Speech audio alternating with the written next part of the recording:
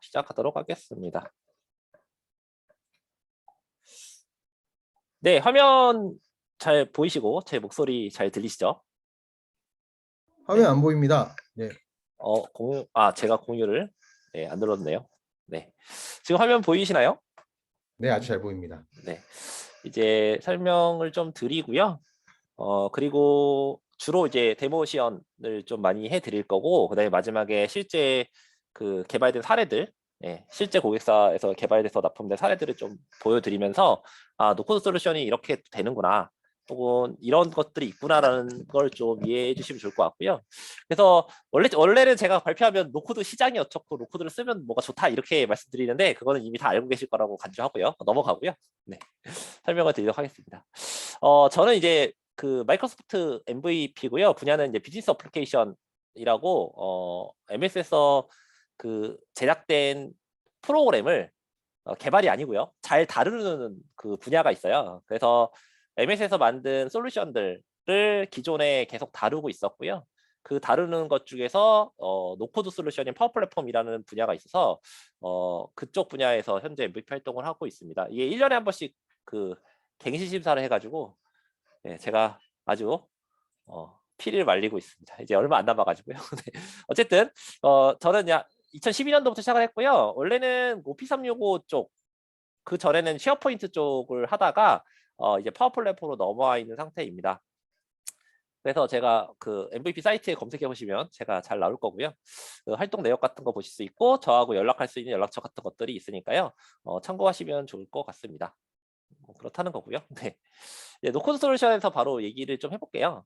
그 파워 플랫폼이라고 마이크로소프트 제공하는 거는요, 그 다 뭐냐면 잠시만요. 네.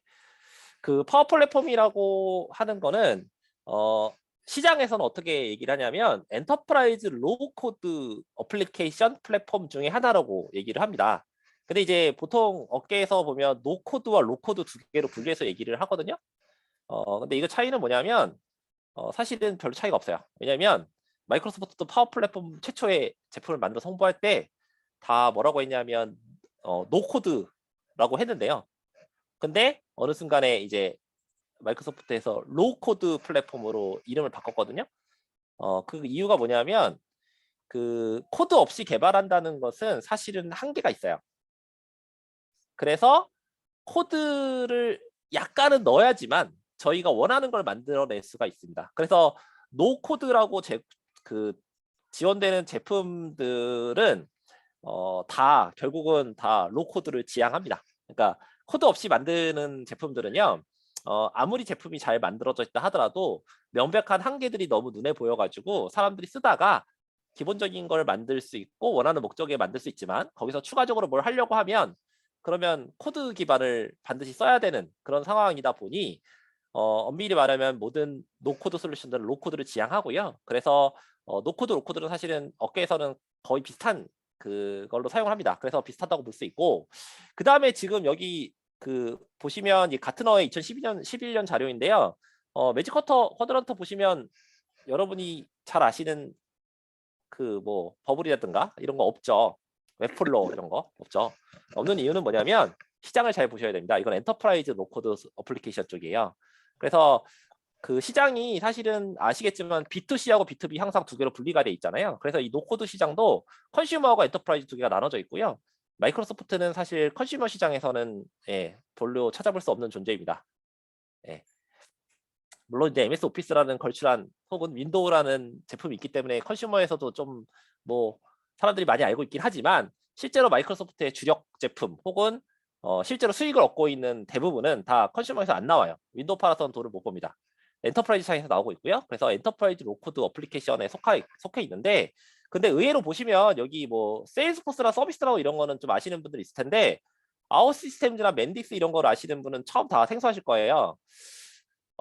이게 컨슈머하고 엔터프라이즈는 명백한 좀 차이가 있어요. 어떤 차이가 있냐면, 똑같은 노코드라고 하더라도 개발 방법론은 똑같지만 그 아무래도 내부 시스템이다 보니까 인증을 연동하다던가 아니면 레거시 지원, 레거시 기술이라는 거는 아시겠지만 그 예를 들면 XML 같은 거 옛날에 쓰던 표준 문서 포맷이죠. XML이라든가 아니면 레거시 정말 레거시 시스템 한 20년대 시스템하고 연동을 해야 된다던가 이런 것들을 컨슈머에서는 아예 고려하지 않아요. 왜냐하면 그거는 오히려 그걸 지원하도록 만드는 것보다 그 만드는 게 별로 이득이 없기 때문에. 근데 이제 엔터프라이즈 시장에서는 워낙 레거 시스템이 많고요. 뭐 30년 전에 만들어진 시스템이 아직 돌아가고 있으니까 그렇기 때문에 레거시 기술을 굉장히 지원을 잘합니다. 그래서 과거에 만든 기술로 제작된 제품도 이 엔터프라이즈 로코드 솔루션은 지원하도록 되어 있어요. 그리고 이제 컴플라이언스라고 보통 불리는 이제 관련 법들 예를 들면 우리나라에서는 가장 그 저기 중요한 게 저거죠. 개인정보보호법. 그래서 뭐 주민등록번호를 암호한다던가 뭐 이런 것들을 준수할 수 있냐 없냐. 그래서 아마 버블이나 이런 그 컨슈머 쪽에서는요 이거에 대한 고려가 거의 없어요. 그러다 보니까 최초에 조그맣게 사업하실 때는 문제가 없지만 나중에 이제 사업이 좀 커지고 고객수가 늘어나면 이 컴플라이언스를 준수할 수 있는지 없는지 그런 부분을 반드시 확인을 해야지만 됩니다. 근데 이제 엔터프라이즈 로코드 어플리케이션은 기본적으로 컴플라이언스 준수를 하려고 많은 그 기술들이 녹아 있어요. 그래서 그 부분이 차이가 있고요. 근데 그러면 엔터프라이즈가 무조건 좋냐? 아니요, 그렇지 않습니다. 대상이 다르다 보니 차이가 있는 거지 뭐가 좋다고 할 수 없어요. 여기는 제가 안 적었지만 엔터프라이즈 로코드 솔루션은 기본적으로 컨슈머 노코드보다 실행 속도가 좀 느립니다. 네, 아주 막 그 엄청나게 빠른 속도로 돌아가지 않아요. 그런 차이가 있고요. 그리고 그 라이센스 책이라든가 이런 부분이 많이 달라요. 그러니까 엔터프라이즈가 훨씬 비싸죠. 네, 구조를 보면 파워 플랫폼도 마찬가지고요. 그래서 그런 차이가 있다는 걸 좀 이해를 하셔야 되고요. 자, 그러면 이제 그 엔터프라이즈하고 그러면 컨슈머하고 도대체 시장 크기는 어느 만큼 차이 날까? 예, 제가 자료 조사를 못했는데 찾다 보니까 자료를 못 찾았어요. 근데 한 가지 발견된 사실이 있더라고요. 뭐냐면 이겁니다. 웹플로우는 2021년 1월 기준으로 기업 가치가 21억 달러라고 해서 그 가치를 받아서 투자받았잖아요. 근데 저기 보시면 엔터프라이즈 로코드 솔루션에서 가장 잘 나가는 아웃시스템즈라는 업체는 기업 가치가 95억 달러예요. 같은 기준으로 보면.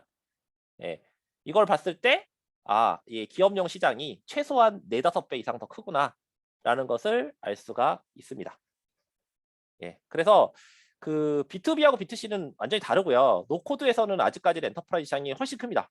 훨씬 커요. 왜냐하면 아웃시스템즈 같은 업체 말고 여기 보시면 잘 나가는 세일스포스, 뭐 서비스다오, 마이크로소프트가 다 여기 엔터프라이즈 시장에 있잖아요. 그럼 이 기업 가치를 생각을 해보세요. 그만큼 시장이 훨씬 더 엔터프라이즈가 훨씬 더 크다는 얘기예요. 컨슈머보다. 예, 그 점을 이해하시고 그러다 보니 엔터프라이즈하고 솔직히 컨슈머에서 제공하는 노코드 솔루션을 제가 두 개를 비교해 보면 그 기능의 차이가요. 솔직히 그 엔터프라이즈에 비해서 컨슈머에서 제공되는 것들은 기능이 별로 없어요. 솔직히. 예. 그래서 좀 하여튼 그런 차이가 있습니다. 왜냐하면 시장의 크기의 차이겠죠. 예. 그런 부분이 있고요. 다만 이제 대중화가 많이 되고 있어서 아마 컨슈머 시장도 점점 더 커질 거고요. 그만큼 기회가 더 많을 거라고 생각은 되긴 합니다. 네. 자, 그러면 파워 플랫폼이라는 걸 보시면요. 이게 항상 이제 파워 플랫폼 얘기를 고객사랑도 해보면 너무 어려워요. 뭐가 어렵냐면 파워 플랫폼은 제품이 한 개이지만 그 안에는 수많은 제품들이 있습니다. 그리고 이 마이크로소프트가 잘하는 게 뭐냐면 그냥 다 있는 거예요. 약간 백화점이죠. 그래서 B2B에서 쓸 수 있는 모든 제품이 사실은 다 있습니다. 그래서 여기 보시면 다양한 제가 제품들을 조사해서 올려놨는데요.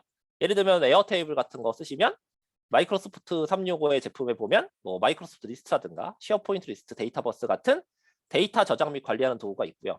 뭐 버블 같은 거는 파워F의 캔버스 앱, 웹플로우 같은 건 파워S 포탈, 뭐 쉐어포인트 페이지 이런 것들이 다 대응이 돼요.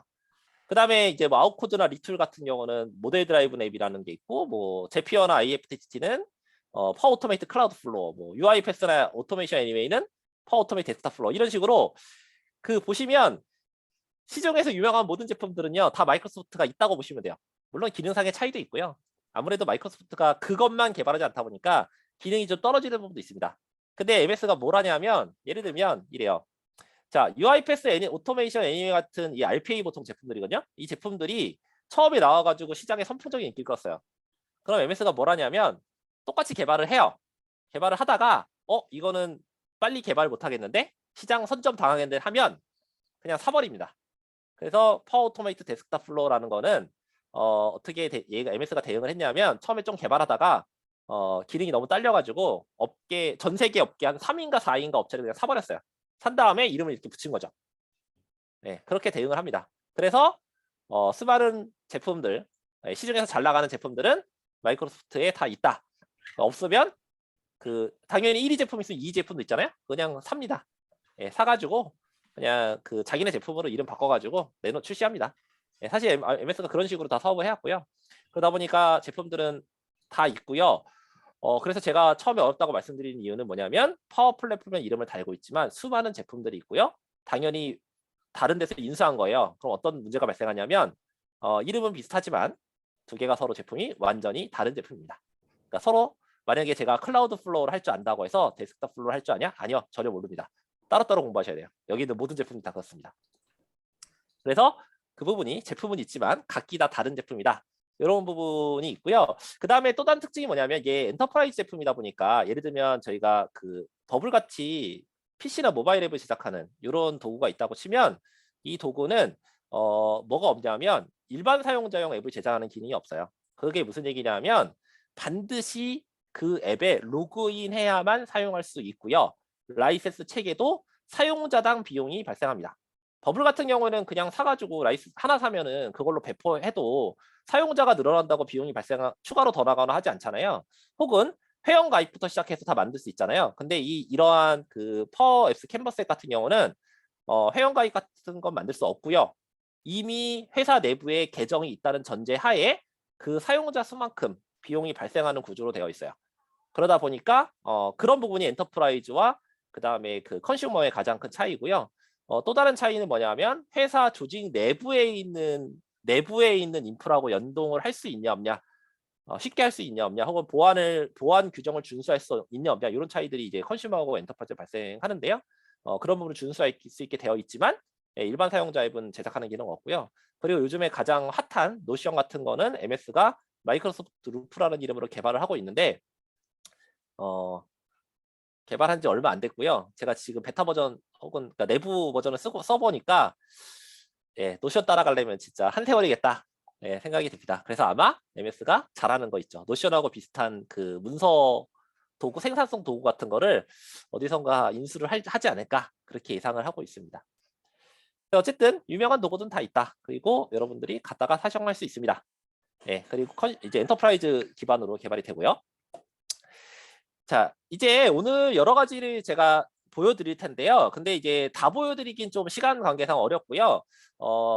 가장 많이 사용하는 세 가지 제품을 하나 보여드릴 거예요. 파워앱스 캔버스에 클라우드 플로어, 데스크탑 플로어 세 가지를 보여드릴 거고요. 제가 이 캔버스 앱은 나중에 오늘 라이브 코딩 하는 거를 한번 보여드릴게요.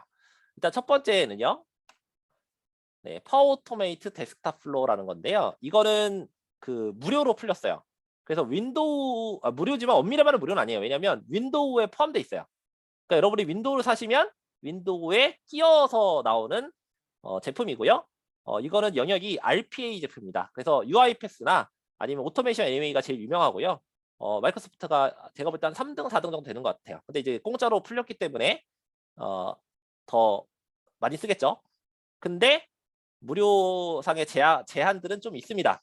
제한이 뭔지 여기까지 설명드리기가 좀 시간이 없어가지고 그냥 무료라고 해서 기업에서 쓸 수는 있지만 그걸 가지고 실제 도입하기에 약간 어려움이 있어요. 무료의 단점들이 몇 가지가 있거든요. 그런 거는 좀 이해해 주시면 될 것 같고요. 만약에 제가 이제 쭉 데모 보여드리고 할 텐데 궁금하신 점이 있으시면 채팅을 통해서 질문해 주시면 제가 말로 답변을 해드리도록 하겠습니다. 자, 데스크탑 플로어가 그럼 뭐냐? 한번 제가 보여드릴게요. 자, 화면에 보시면 자, 이게 파워 오토메이트 데스크탑이고요. 제가 뭘 만들었냐면 이런 거였어요. 제가 카페를 한번 운영을 해보려고 시도만 했어요. 시도만. 그래서 거기서 제일 중요한 컨텐츠잖아요. 그래서 컨텐츠를 뭘 하려고 거냐면 RPA라는 주제로 네이버 뉴스를 검색해가지고 네이버 카페에 게시글을 올리려고 했어요. 그러면 이거 생각하신 게 뭐냐면 매일 아침 RPA로 검색한 다음에 IP 라인 이런 걸로 네이버 뉴스를 검색한 다음에 그거를 다 카피해가지고 네이버 카페를 열어가지고 앞에다 막 글을 쓰고 막 이런 작업을 해야 되는 게 너무 노가다가 너무 심해가지고 예, 자동화 도구를 만들어봤습니다. 예, 그 자동화 도구 만들어서 실행되는 거 한번 보여드릴게요. 자, 이런 것들이 RPA예요. 자, 실행을 하면 보시면 이제 엣지 브라우저가 특정 브라우저가 자동으로 열리고요. 그리고 내부의 코드에 의해서 반복을 하는 저 반복이 뭐냐면 저기에 있는 그 내용들 있죠. 뉴스에 있는 걸 다 가져오는 거예요. 가져와서 예, 변수에 담습니다. 쭉 읽어가지고 사람이 그냥 카피하는 거랑 똑같은 거죠. 그래서 저걸 그럼 한 줄 한 읽고 줄 있는 거예요, 뭔가? 네, 읽고 있습니다. 그 다음에 자동으로 카페 글쓰기 열어가지고요. 제목은 오늘 날짜 넣고 그 다음에 붙여넣기 하는 거예요. 사람이 타이핑 쭉 자동으로. 보이시죠? 네. 그러니까 이런 걸 RPA라고 합니다. 그러니까 사람이 손으로 하는 액션을 얘가 자동으로 그냥 수행을 해주는 거예요. 물론 이게 좀 다듬긴 해야 됩니다. 뭐 중복해서 나오는 거라든가 이미지 처리라든가 이런 거 하긴 해야 되는데 기본적으로는 이런 방식으로 동작을 하고요.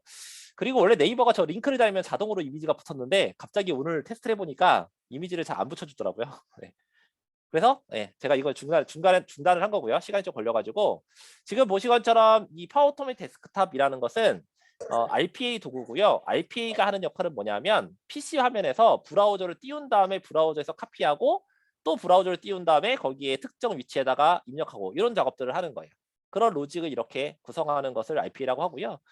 이 RPA 도구가 현재 윈도우 10 혹은 윈도우 11에 무료로 배포가 되어 있기 때문에 활용해 보시면 그 반복되는 업무를 자동화할 수가 있습니다.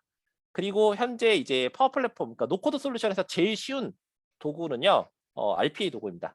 제가 이제 교육을 여러 번 해봤는데 해보니까 제일 잘 따라오는 거는 이 RPA더라고요. 왜냐하면 얘는 사람이 하는 걸 직접 흉내내니까 어떤 개발적인 지식 이런 게 좀 덜 필요해요. 사람이 하는 걸 그 녹화해서 따라서 할 수도 있거든요. 그래서 이렇게 하시는 것이 RPA 도구라고 할 수 있고 RPA 도구를 마이크로소프트 제공하는 그게 파워 오토메이트 데스크탑 플로어라고 합니다. 보여드렸고요. 자, 그 다음에 이번에는 파워 오토메이트 클라우드 플로어라는 거를 말씀드릴 텐데요.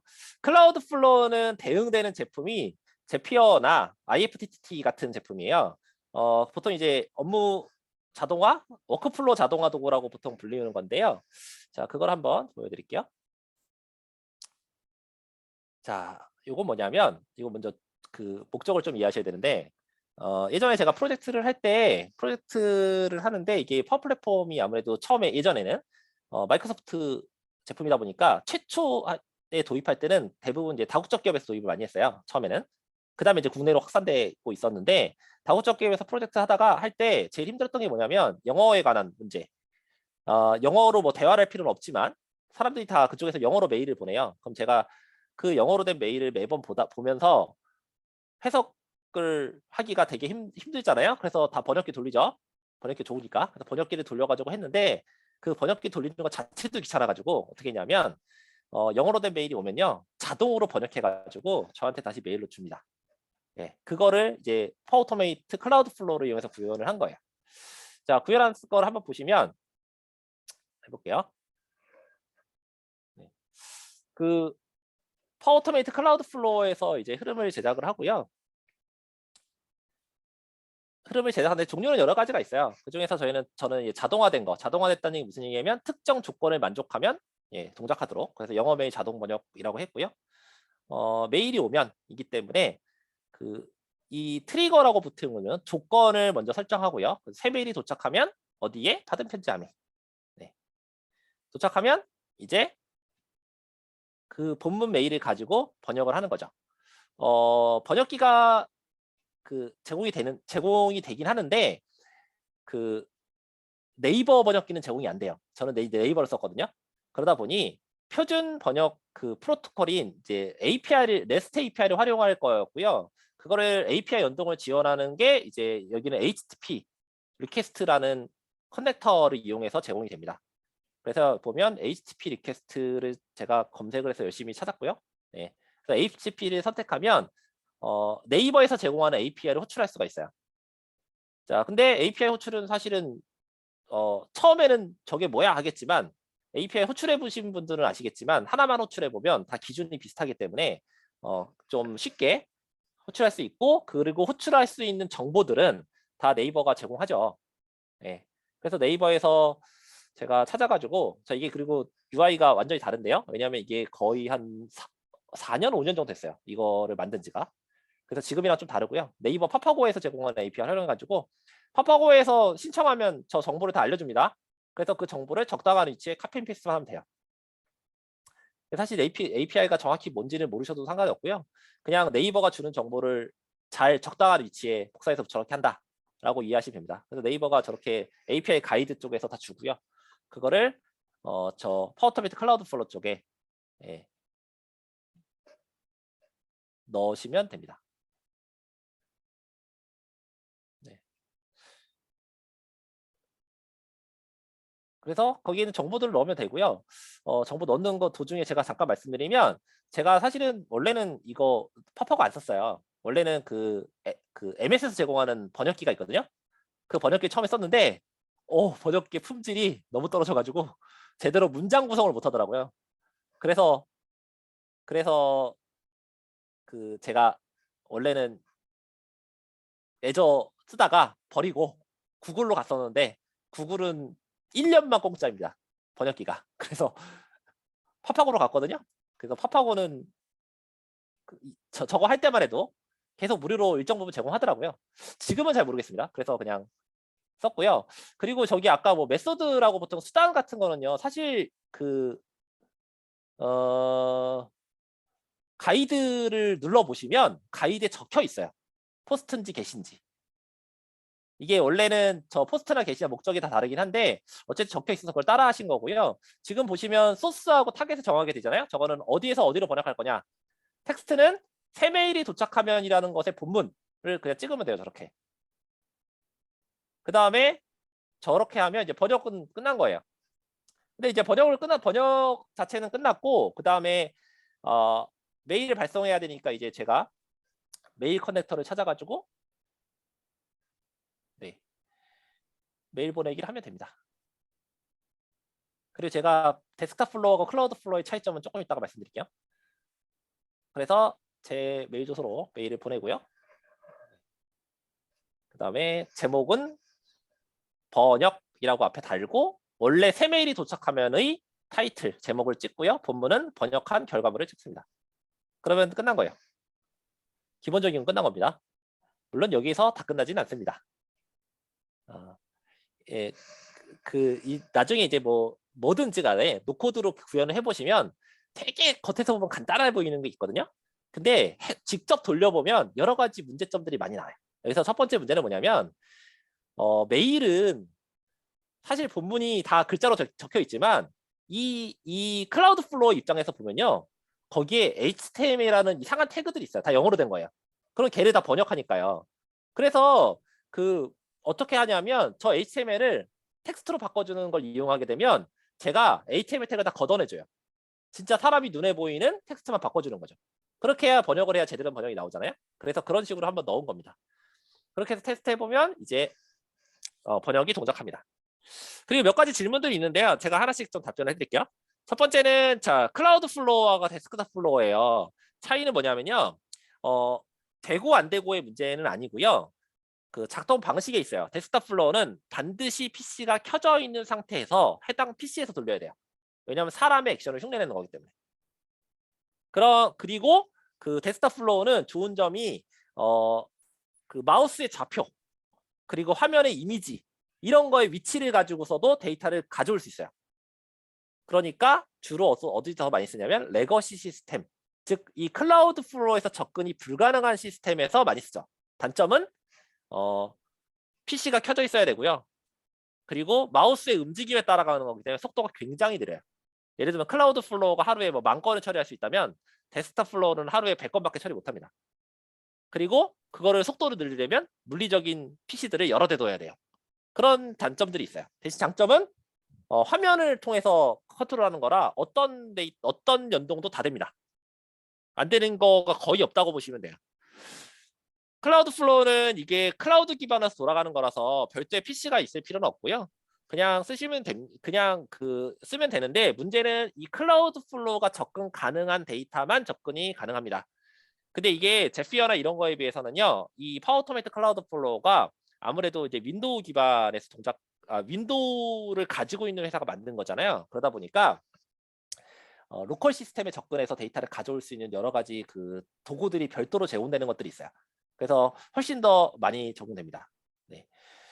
그래서 이 클라우드 플로우를 쓰시면 연동을 쉽게 하실 수 있고요. 데스크탑 플로우는 더 자유롭게 연동할 수 있는 대신에 PC 환경을 좀 많이 탑니다. 원래 알리피 도구들이 다 그렇거든요. 그 다음에 이제 프리미엄은 비용을 더 지불하고 쓰셔야 돼요. 이 HTTP 커넥터는 엄밀히 말하면 추가 비용을 내지 않으면 사용하실 수 없습니다. 근데 이제 비용이 되게 싸요. 한 달에 15,000원? 그 정도밖에 안 됩니다. 그래서 그렇게 쓰시면 되고요. 클라우드 플로우가 무료 버전이 있고요. 완전 무료 버전이 있습니다. 그리고 유료 버전은 한 달에 15,000원 정도 합니다. UiPath 비교하면요. 네, 잘 몰라요. 왜냐하면 제가 UiPath를 써본 적이 없거든요. 근데 뭘 해봤냐면 UiPath에서 샘플 예제들이 있거든요.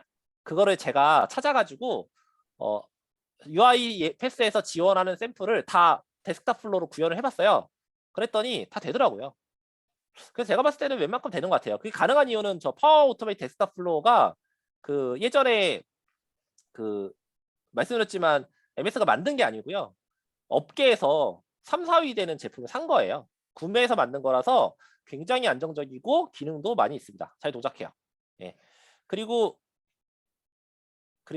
그 제피어도 제피어 잘 안 써봐가지고요. 저 잘 모릅니다. 근데 말씀드렸지만 로컬 엑셀도 접근 가능하고 로컬에서 예를 들면 제가 파워쉘 같은 거 스크립트 실행도 할 수 있고요.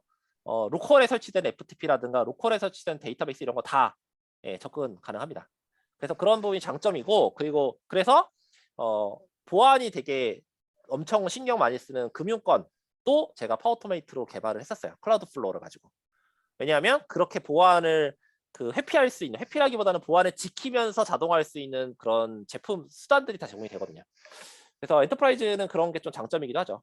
네, 그렇게 해서 보시면 되고요. 데스크탑 플로어가 클라우드 플로어는 그래서 보시면 구조가 완전히 달라요. 그래서 새로 배우셔야 됩니다. 네. 네. 그리고 이제 이번에는 파워 앱스의 캔버스 앱이라는 걸 보여드릴 텐데요. 제가 노코드 기반으로 원래 이게 로우 코드 솔루션입니다. 근데 이제 로우 코드라면 이제 코드를 좀 넣어야 되기 때문에 최대한 코드를 안 넣고 게시판을 만드는 라이브 코딩을 한번 보여드릴게요. 제가 볼 때 한 5분에서 10분 정도면 게시판 하나 만들 수 있습니다. 자, 한번 보여드리겠습니다.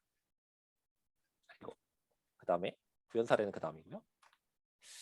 자, 라이브 코딩을 한번 해보도록 하겠습니다. 리얼 라이브인가요? 네, 제가 지금 와우. 손으로 하는 겁니다. 자, 일단 첫 번째 만들어 놓은 건 있어요. 뭘 만들어 놓은 거냐면 데이터베이스 구조는 제가 만들어 왔어요. 그래서 뭘 만들어 왔냐면 데이터베이스를 엑셀로 했습니다. 그냥 구글 시트 사람들이 이제 구글 시트 가지고 뭐 할 수 있다 막 되게 자랑 많이 하시는데요. 사실 엑셀로도 할 수 있어요. 잘 모르셔서 그렇지. 그래서 약간 이게 유행 타는 것 같아요. 기술적인 부분이 뭐가 좋다 나쁘다 이게 아니고 약간 유행 타는 것 같은 그런 느낌이 들더라고요. 그래서 엑셀로 이렇게 제목, 내용, 작성 시간, 작성자 메일 요것만 들어가는 거 간단하게 만들었습니다. 자, 이 상태에서 이런 데이터베이스가 이름이 뭐냐면 이 테이블의 이름은 여기 게시판 데이터라는 테이블입니다. 그럼 제가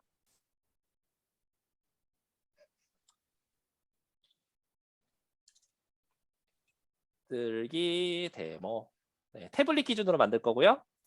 휴대폰용으로도 만들 수 있습니다. 자, 그러면 이렇게 나오고요. 왼쪽에 보시면 스크린이 있죠. 그리고 오른쪽에 뭐 화면이 보이고 오른쪽에 뭐가 있는데요. 이거는 뭐 상세하게 설명드릴 거 아니고 그냥 대충 이런 거다라는 정도로만 소개를 좀 드릴게요. 자, 처음에 스크린 나오면 저희가 제일 처음에 하는 건 뭐냐면 게시판을 생각해 보세요. 게시판에 제일 먼저 나오는 건 뭐냐면 목록이죠. 목록. 그래서 제가 일단 데이터를 가져옵니다. 어디서? 엑셀에서. 그러면 엑셀 온라인이라는 커넥터를 활용해 가지고 제가 아니요, 그렇진 않는데 나중에 이제 개발해 보시면 아시겠지만 따로 만드는 게 편해요.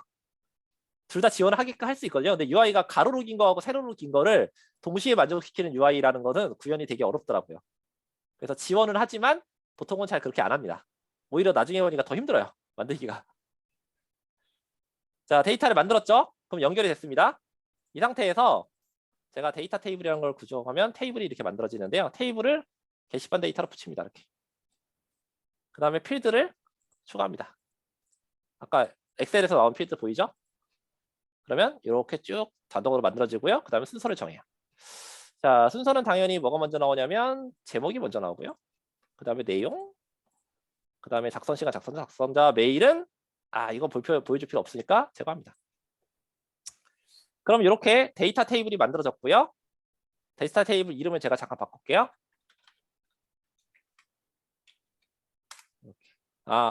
이름이 똑같은 게 있네요. 그러면 게시판 테이블 이렇게 하겠습니다. 그 다음에 적당히 크기를 조정합니다. 게시판 테이블의 크기를. 네. 그 다음에 자, 이제 그럼 목록을 만들어졌어요. 그러면 작성 화면을 만들게요. 그럼 단추를 추가해서 작성. 그 다음에 화면을 제가 여기 스크린 1이라는 게 이제 게시판 목록, 게시물 목록이니까 게시물 목록으로 하겠습니다. 스크린 하나 추가합니다. 뭘 추가할 거냐면 이번에는 게시물 작성. 그리고 미리 만들어 놓을까요? 작성이 있으면 당연히 게시물 보기가 있을 거고 수정도 있겠죠. 그러면 게시물 목록에서 작성을 클릭하면 게시물 작성 화면으로 넘어가면 됩니다. 그러면 작업에 탐색에 게시물 작성. 네, 찍혀있네요. 됐습니다. 그 다음에 실행해보면 이 화면에서 작성 누르면 작성 화면으로 넘어간 거예요. 그럼 이 작성 화면에서는 작성하는 화면을 만들어야 되는데 만드는 건 폼이라는 게 있습니다. 그래서 만들면 돼요. 편집 폼이고요. 기본 모드를 새로 만들기로 해놓고 데이터를 게시판 데이터 연동하고요.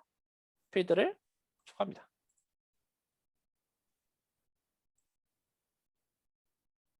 네, 추가했죠? 그 다음에 마찬가지로 모양이 마음에 안 드니까 열을 한 열로 하고 네. 그리고 순서는 제목, 내용, 작성자, 요렇게 작성 시간 이렇게 할까요? 그 다음에 내용은 내용은 이게 아니라 이거는 에디터가 들어가 있잖아요. 그럼 여기서 서식인 텍스트 편집.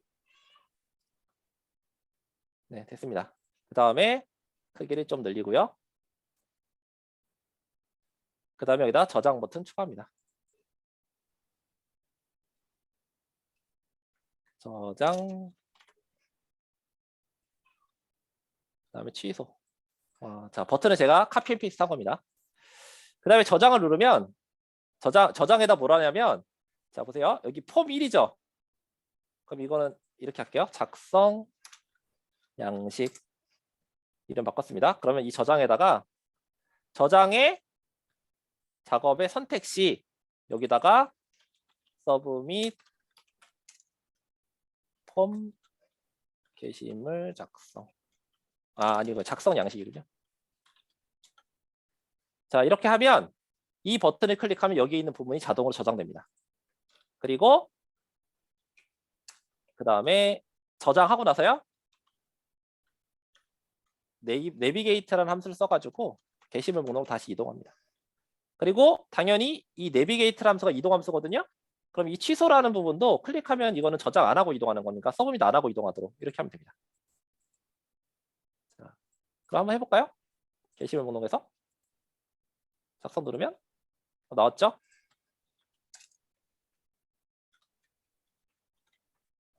자 여기에 작성 시간, 작성자, 작성 메일이 있는데 이거는 이제 자동으로 들어가게 해야 되는 지금 나중에 할게요. 이건 저장 누르면 저장하고 자동으로 여기 들어왔죠. 타이틀에 사실 내용은 필요 없긴 한데요. 그냥 일단 놔둘게요. 작성하면 누르면 대신 내비게이트 할 때 이게 폼을 초기화하는 기능이 있거든요. 그래서 폼을 한번 초기화는 해야 돼요. 게시 작성 양식. 작성 양식 폼을 다시 한번 초기화합니다. 그러면 클릭하면 이렇게 나오고요. 뭐 이렇게 저장하면 저장되면서 나옵니다. 그럼 이게 엑셀 데이터에 들어오는 거예요. 자, 그러면 이제 조금 더 제가 해볼게요. 자, 이걸 클릭하면 본문이 보고 싶다. 그럼 여기에다가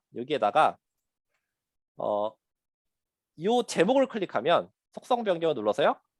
여기 온셀렉트라고 해서 이게 바로 선택시거든요. 얘를 클릭하면 어디로 가게 하냐면 내비게이트라는 함수 써가지고 게시물 보기로 갑니다. 그러면 클릭하면 여기서 제가 클릭하면 게시물 보기로 가죠. 자, 게시물 보기에 아무것도 없어요. 그럼 여기에다가 또 마찬가지로 삽입합니다. 폼을. 이번엔 표시 폼. 그리고 데이터 연결하고요. 필드 편집 눌러서 필드 추가하고요. 그 다음에 또 양식 조정하고 레이아웃 조정하고요. 위치 조정합니다. 위치는 제목, 내용, 그리고 내용에다가는 서식 있는 텍스트. 자, 이렇게 하면 여기에서 내용 누르면 이거 연결을 제대로 안 했네요. 네. 게시물 보기에서 뭐라 했느냐 하면 실제 아이템이 뭔지는 표시 안 했어요. 이거는 게시판 테이블에 선택된 값을 찍으면 찍고 그 다음에 마찬가지로 또 버튼 넣어가지고 확인 이렇게 누르면 이 확인은 탐색을 어디로 가냐면 목록으로 다시 가게 이런 식으로 합니다. 그러면 제가 작성을 내용입니다 하고 저장 누르면 저장됐고요. 얘를 누르면 자 이렇게 본문으로 가죠. 확인 누르면 올라서 들어가고 다시 누르면 이렇게 이런 식으로 작업을 하시는 거고요. 그 다음에 마지막으로 한 가지만 좀 말씀드리면 작성할 때 여기 이 작성 시각 같은 경우도요. 디폴트 값을 여기다가 뭐 이런 식으로 하면 돼요. today now로 할게요. 자 이렇게 하면 되고 그 다음에 요 컨트롤은 사용자가 작성하면 안 되고 자동으로 들어와야 되기 때문에 이 디스플레이 모드를 뷰라는 모드로 합니다. 작성자도요 마찬가지로 제가 이거 게시해서 한번 보여드릴게요. 작성자도 보면 디폴트 모드를 현재 사용자의 이름 그리고 얘도 마찬가지로 디스플레이 모드 뷰로 하고요. 작성자 메일도 기본값을 현재 사용자의 이메일 그리고 그 다음에 편집 모드도 뷰 이렇게 합니다.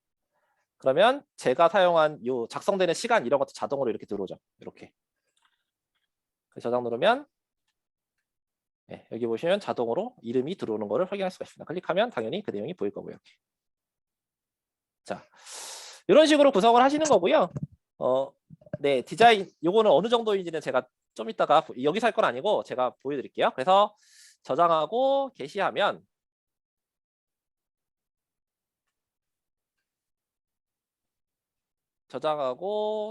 게시하면 이 앱이 퍼블리시가 된 겁니다. 그래서 들어가 보면 네. 잠깐만.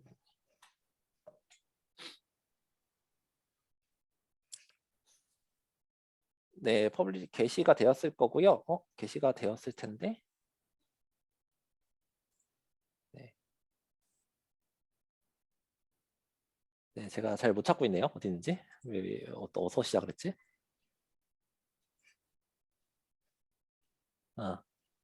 아닌데. 네, 지금 만들어서 저장까지 했는데 지금 제가 저장 위치를 잘 못 찾겠네요. 네. 근데 뭐 이건 중요하지 않습니다. 왜냐하면 제가 이 개발된 사례를 보여드리기 때문에. 자, 지금처럼 제가 라이브 디코딩 한번 해봤는데요. 이런 식으로 이제 개발을 하는 거고요. 개발을 하고 나면 그 결과물이 어디까지 되냐 이게 제일 사실 궁금하실 거잖아요. 네, 개발하는 방법을 한번 보셨고요. 제가 그 사례를 한번 보여드리도록 하겠습니다.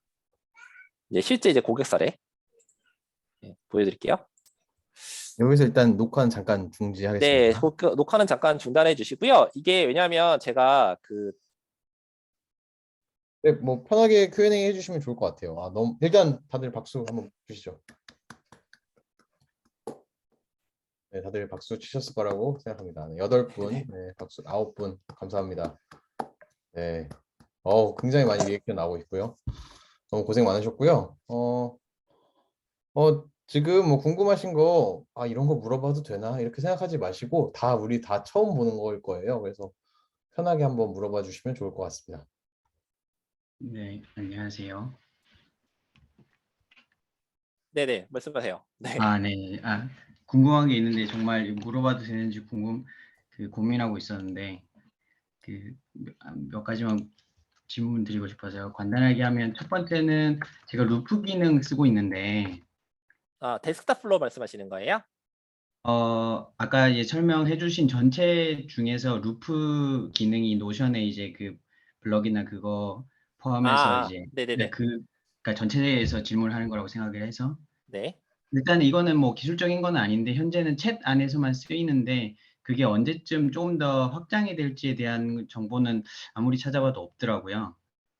그러니까 확장이 된다는 게 다른 이제 어디에 그 링크를 챗 안에서만 쓰는 게 아니라 다른 데서도 쓸 수 있다고 하는데 그런 정보가 없어서 혹시 그런 정보를 알고 계신 게 있는지 해서. 노션 쪽 말씀하시는 거예요? 루프 기능이요. 마이크로소프트 루프 말씀하시는 거예요? 네, 맞습니다. 맞습니다. 네. 그 루프는요, 지금 제가 테스트 해봤는데, 그 근본적인 네. 문제가 있어요. 한글 입력이 제대로 안 돼요. 좀 끊기긴 하는데 그래도 쓸 수는 있긴 하더라고요. 계속 끊기고 이제 하긴 하는데. 네네. 그래서 그게 아직 GA가 베타, 이게 MS는 GA라고 하는데, 제가 볼 때 아직 베타 수준도 안 돼요. 기능이 너무 낮아가지고, 제가 볼 때는 아직 한참 있어야 될 것 같습니다. 그래서 네. 노션을 쫓아가려면 아직 정말 한 세월이고요. 알겠습니다. 아직 그러면 기대는 안 하고 있습니다. 네. 알겠습니다. 다음 질문은 팀즈 채널에 제가 정말 모르는 걸 수도 있는데 팀즈 채널에 있는 텍스트들을 채트는 따로 플루이드라고 저장이 되는데 팀즈 채널에 있는 텍스트 같은 게 저장이 잘 안 되더라고요. 저장이 어디 돼 있는지 잘 모르겠는데 혹시 그거 그거는 쉐어포인트에 저장돼요. 쉐어포인트 그건 제가 찾아보면 될 것 같고 마지막 질문이 하나 있는데 사실은 여기 들어온 것도 목적이 사실 회사에서 5365 팀즈 쉐어포인트를 쓰기 때문에 따로 자동화를 이거 파워 오토메이트나 한다기보다는 회사 안에서 어떻게 하면 그런 것들의 자동화 이제 어떤 파일이 생기면 그거를 디텍트해서 어디로 옮기거나 그런 거를 해보고 싶다고 생각을 하는데 그 물어볼 때가 많이 없더라고요. 회사 전체 그룹 전체적으로도 한다고 하는데 그런 자동화에 대해서는 파워 오토메이트나 그런 걸 가지고 뭔가 설명해 주는 사람이나 전문가가 잘 없는 것 같아서 그런 거를 궁금할 때 어디에 물어보는 게 제일 좋을까 그게 좀 알고 싶은 내용이었거든요. 네. 되게 어려운 질문이시고요. 네. 그 파워토메이트 같은 경우는 사실은 그 마이크로소프트 제품은 아시겠지만 무료를 대상으로 하는 게 아니다 보니 만약에 유료 라이센스를 구매하신 거라면 그러면 사실은 네. 오피스 365 기술 지원 센터에서 원래 그걸 대응하도록 되어 있긴 해요. 근데 이제 네. 문제는 뭐냐면 트러블 슈팅을 하는데 그 네. 어떻게 구현해야 돼요라는 거는 사실 대응을 해주지 않거든요. 근데 그런 거는 그 보통 이제 글로벌 사이트들 테크 커뮤니티 같은데 질문하시는 게 제일 좋긴 한데 다 영어로 돼 있어서 그게 좀 어려운 점이 있고요. 그 국내에도 페이스북이나 이런 데 커뮤니티들이 있어요. 그래서 그런 데 네. 활용하시거나 아니면 지금 이 노코드 여기 이쪽에서 좀 주시면 제가 답변 드릴 수 있는 건 좀 답변 드릴 수 있을 것 같아요. 네. 결국에는 뭔가 정답이 아직 있지가 않으니까 네. 그러니까 많이 정말 커뮤니티가 하다가 활성화가 많이 안 돼 있어요. 네. 네네네. 알겠습니다. 네. 감사합니다. 네. 네. 그리고 줌 채팅 좀 봐주세요. 네. 보고 있습니다. 첫 번째부터 질문 딱 답변 드릴게요. 데스크탑 플로어하고 클라우드 플로어는 구분이 되는 게 말씀드렸지만 데스크탑이랑 클라우드는 서로 다른 제품이어가지고 둘 다 이름만 똑같이 다르다라고 정확히 다릅니다라고 생각하시면 되고요. 그 다음에 데스크탑 플로어도 무료 버전이 있고 클라우드 플로어도 무료 버전이 있습니다. 그리고 유료 버전도 클라우드 플로어의 유료 버전과 데스크탑 플로어의 유료 버전은 서로 다른 겁니다. 그래서 각기 다 따로 있어요. 다른 제품이라고 보시면 돼요, 완전히. 석기님 근데 네. 이 프라이싱 페이지를 봤을 때는 두 개가 구분되지 않아서 그런데 이 예, 프라이싱 그렇게 돼 있죠. 그래서 다들 헷갈려 하세요. 근데 물론 이제 공통 부분도 있긴 한데 엄밀히 말하면 두 개가 다르다고 생각하시면 돼요. 다른 아, 제품이에요. 알겠습니다. 두 개를 같이 쓰는 패키지 제품이 있고 텍스타플로우 제품 따로 클라우드 프롬 제품 따로 있어요. 그렇게 아. 이해하시면 될 것 같고요. 그 다음에 그 수정이 불가능하게 막는 거 개발자 도구에서 맞게끔 할 수는 없어요. 이거는 그 모든 개발이 다 똑같아요. 클라이언트 사이드에서 개발하는 건 다 당연히 개발자 도구로 변조가 가능합니다.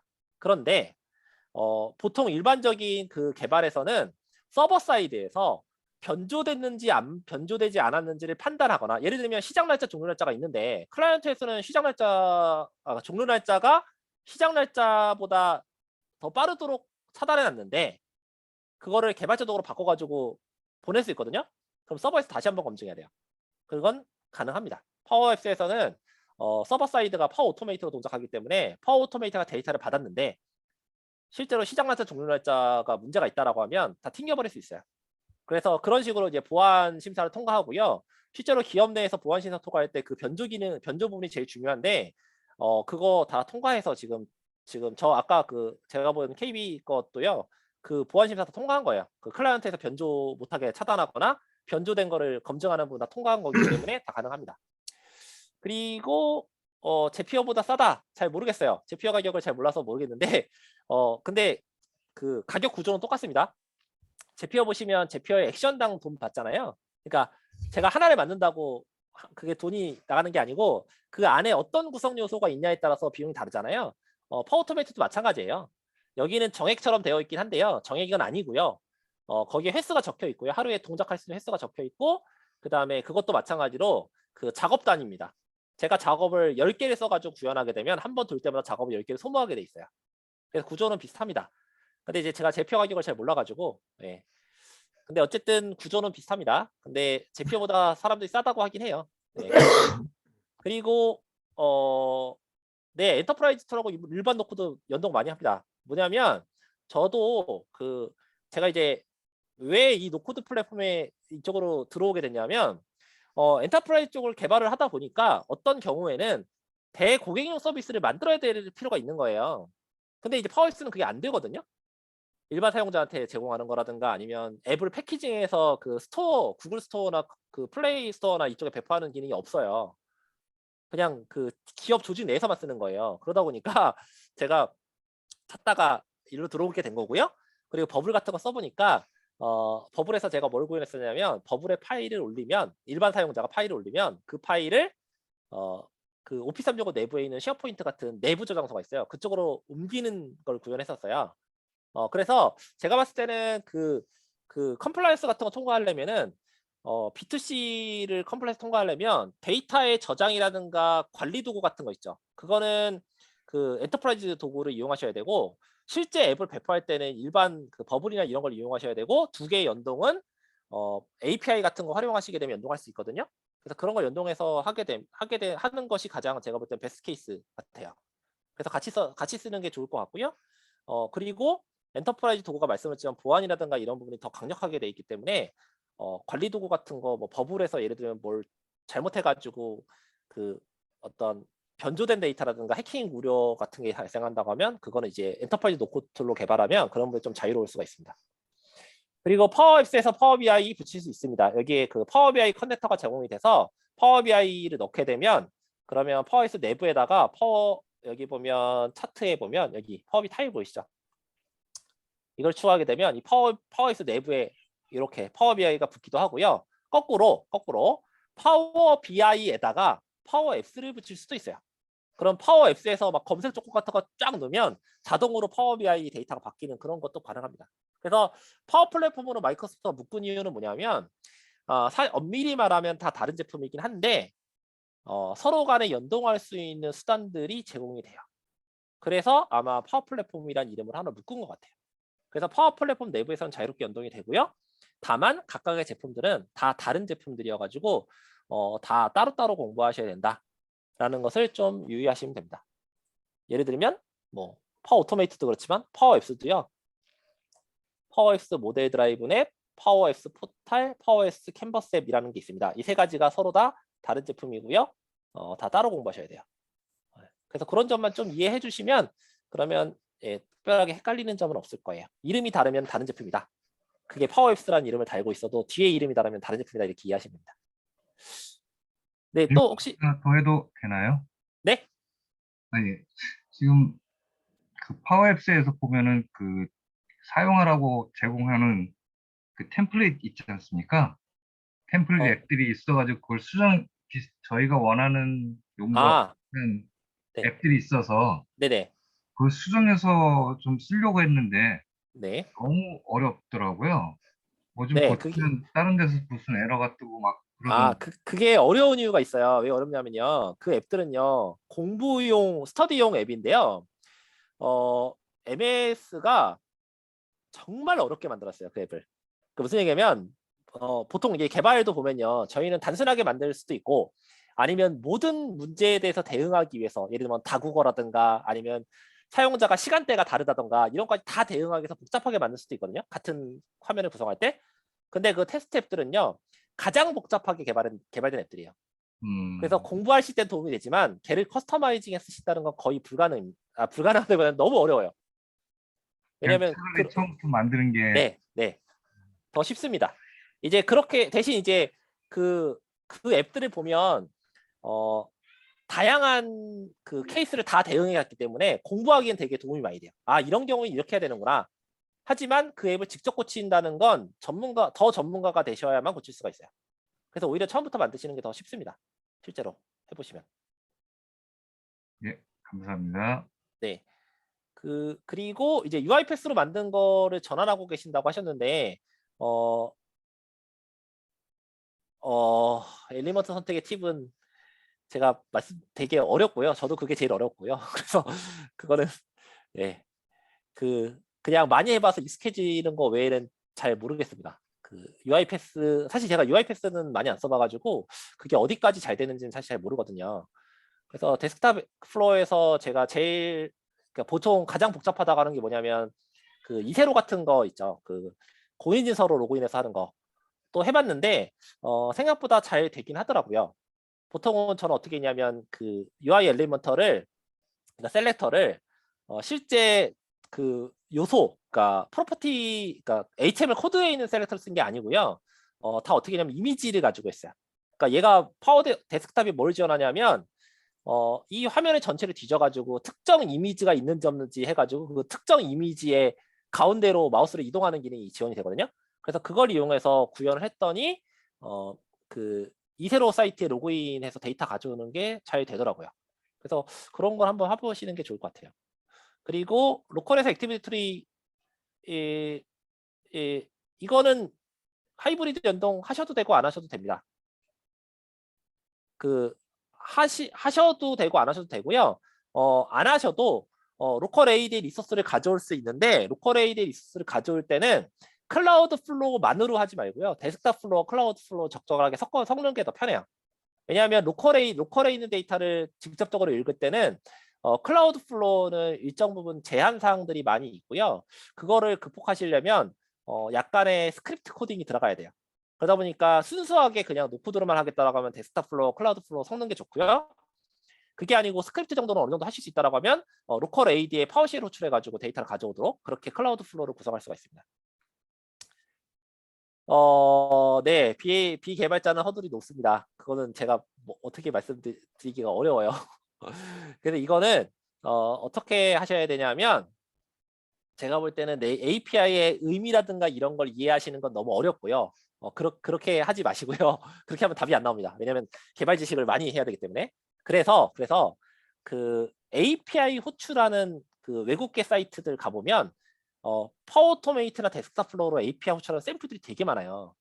그런 거를 유심히 여러 번 해보시면 API에 해당되는 이 부분이 실제 공공 API에 해당되는 이거하고 같은 데이터구나 라는 거를 어느 순간에 아시게 될 거예요. 그게 의미가 중요한 게 아니고 API, 그러니까 왜냐하면 API에 다 공통점이 있거든요.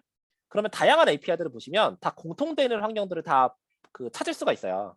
그래가지고 저도 API에 대해서 API가 뭔지를 공부하면서 이거를 익힌 게 아니고요. 맨 처음에 할 때는 네이버에서 제공하는 API, 뭐 구글에서 제공하는 API, 뭐 기타 공공의 API 이런 거를 다 찾아가지고 그 비교를 좀 해봤어요.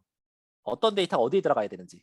그리고 실제로 API 호출 예제 같은 것들 많이 있거든요. 그런 거 보면서 비교를 하나씩 해보다 보니 요 값은 요 위치에 들어가야 된다는 것이 어느 순간에 딱 눈에 들어오더라고요. 그게 들어오기 시작하면 그때부터는 API 호출이 되게 쉬워지거든요. 그래서 많이 해보시는 걸, 그러니까 따라해 보시는 거. 샘플들 다양한 API 호출을 다른 사람이 제공한 동영상 같은 걸 따라 해보시면 어느 순간에 API는 이렇게 호출하는 거라 하는 깨달음이 오실 거예요. 그 다음에 이제 이론적인 거 공부하시면 됩니다. 아니면 뭐 누가 가르쳐 주면 그게 제일 좋긴 하죠. 네. 하여튼 그래서 처음부터 너무 이론적인 거라든가 이런 거 보지 마시고 샘플을 최대한 많이 따라해 봐라 라는 걸 권장해 드립니다. 네.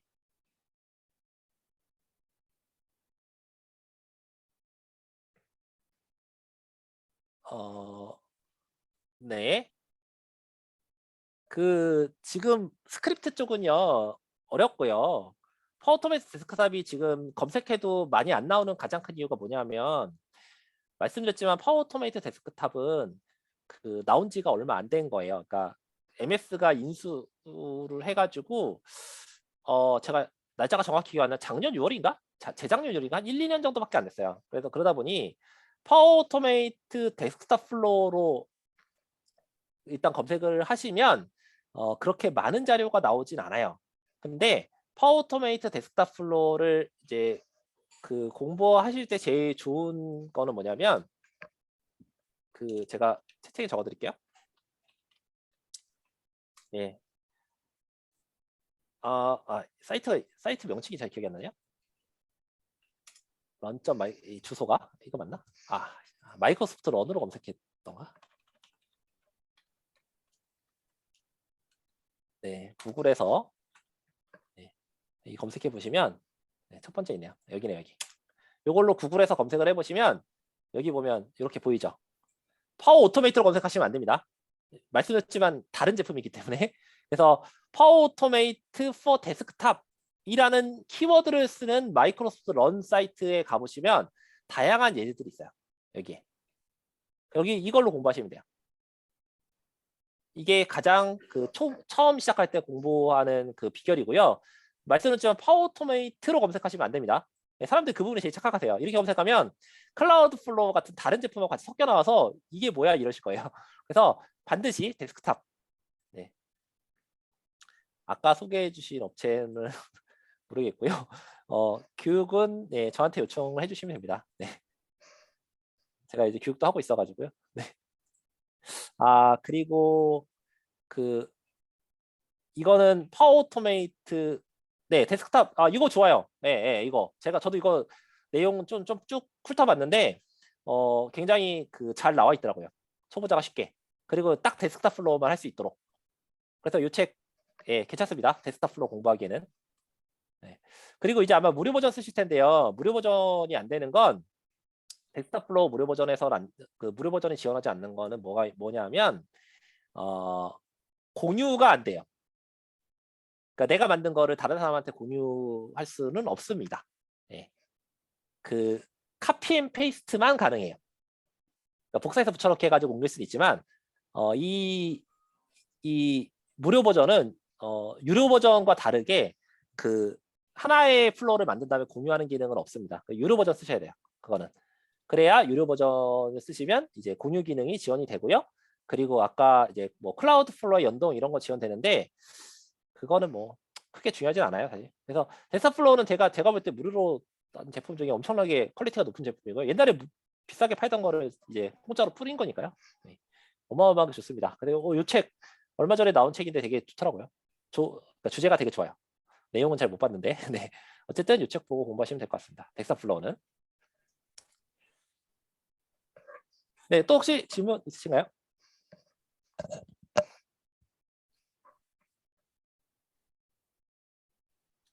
네, 여기서 마치시면 될 것 같습니다.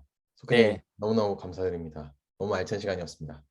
네, 감사드리고요. 다음에 기회가 되면 혹시 요청을 주시면 제가 여기 제품을 오늘은 되게 쭉 훑는 설명을 좀 드렸는데 뭐 예를 들면 파워스를 좀 더 깊이 하고 싶다 아니면 데스크탑 플로어를 좀 깊이 하고 싶다 이런 부분 요청을 주시면 예, 많은 분들이 요청해 주시면 제가 특정 주제를 하나만 가지고서 또 할 수 있는 그런 기회가 있었으면 참 좋겠습니다. 예. 아, 너무 감사하죠. 돈 네. 받고 해야 되는 거 아닙니까? 그 정도는? 아니 뭐 예, 한두 시간 하는 것 정도야 뭐. 아, 네네. 네, 유료로도 그럼 하시겠다는 분이 있습니다. 네, 감사합니다. 네. 네, 아무튼 좋습니다. 네, 그것도 제가 또 제안 드려볼게요. 네, 너무 감사드리고요. 오늘 정말 많이 도움됐습니다. 그 석희님 블로그도 한번 살펴봐 주시면 너무 도움이 되실 것 같습니다. 관심 있는 분들은 꼭 그렇게 부탁드립니다. 그럼 오늘 여기서 온라인 소모임은 마치도록 하겠고요. 제가 이 석희님 뒤에 하기가 좀 민망하긴 한데 제가 다음 호스트를 못 모아서 2주 뒤에 제가 그냥 직접 그 제 피어를 소개하는 그 소모임은 이제 2주 뒤에 제가 호스팅하기로 했거든요. 그래서 혹시 뭐 이런 거 재밌으셨다면은 2주 뒤에 하는 제가 하는 호스트 그 이벤트에도 참여해 주시면 감사하겠습니다. 뭐 그것도 이제 노코드 커뮤니티에서 알려드릴게요. 아무튼 오늘 너무 수고하셨고요. 오늘 여기서 마치도록 하겠습니다. 네, 네, 감사합니다. 감사합니다. 감사합니다.